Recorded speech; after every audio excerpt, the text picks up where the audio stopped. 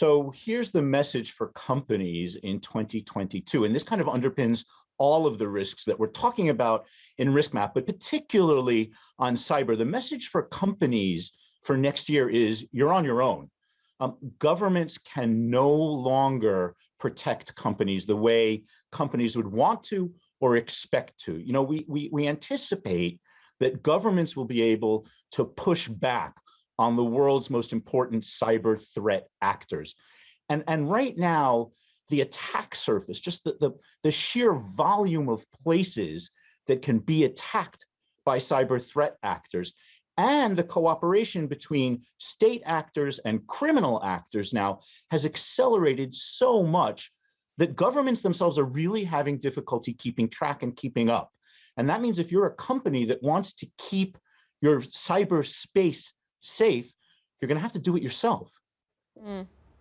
Well, Charles, I just want to finish up the conversation on the political front. When we've spoken in the past, we've talked about the polarization that we have observed in many countries, especially in the developed world. We've got some key elections coming up in France, most notably here in Europe.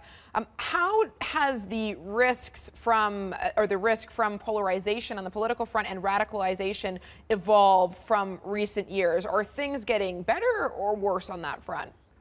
Yeah, I'm a little bit on the pessimistic side, I think, on that one. And you know, we've seen a real growth in state fragility as a result of the pandemic and as a result of the economic recession that we're only beginning to sort of climb back out of.